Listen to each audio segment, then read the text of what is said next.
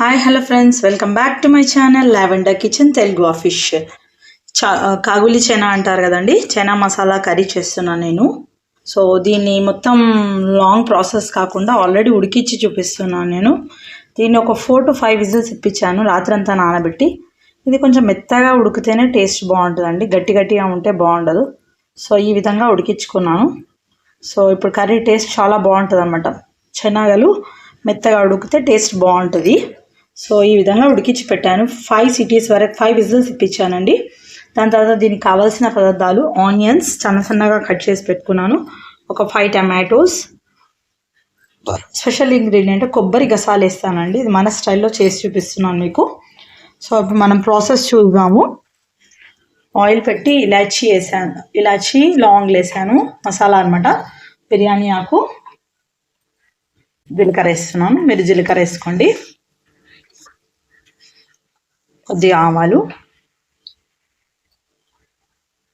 అవుతున్నాయి కదా, ఇందులో ఆనియన్స్ వేసుకోండి.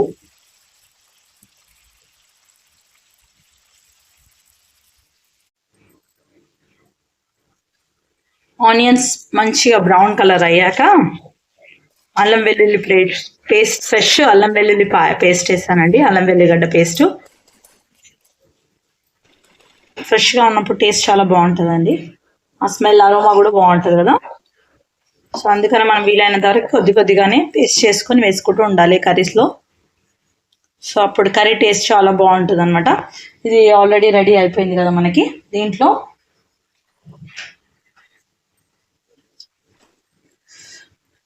పసుపు, ఉడికించేటప్పుడు ఓన్లీ సాల్ట్ వేసి ఉడికించానండి. శనగల్లో పసుపు వేసాను. రెడ్ చిల్లీ పౌడర్, కొద్దిగా సాల్ట్ వేద్దాం, మళ్ళీ కొద్దిగా సాల్ట్.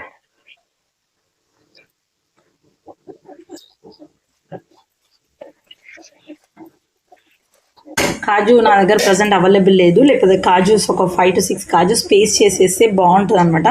సో ఈరోజు కొంచెం కొబ్బరి, కొంచెం గసాలు యాడ్ చేస్తున్నాను అనమాట.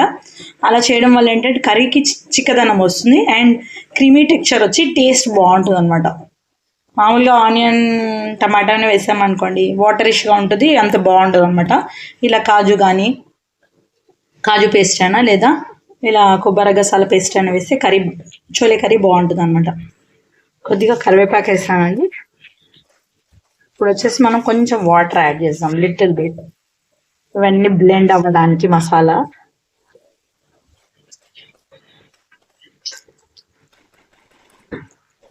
ఒక 5 minutes లీవ్ చేద్దాం. మన మసాలాస్ అన్నీ ఉడుకుతాయి అన్నమాట ఆనియన్స్తో పాటు. ఇందులో మనం టమాటా ప్యూరీ, ఇంకా చూపించాను కదా నేను. ఆ టమాటోస్ కొంచెం 4 to 5 టమాటోస్ చేస్తున్నాను, ఎందుకంటే గ్రేవీ బాగుండాలి మనకి. సో దీన్ని ఇప్పుడు పచ్చివాసన పోయే వరకు మగ్గిద్దాం. మిక్సీ జారు టమాటా రుబ్బిన దాంట్లోనే మిక్సీ జార్లోనే కొన్ని శనగలు వేస్తున్నాను.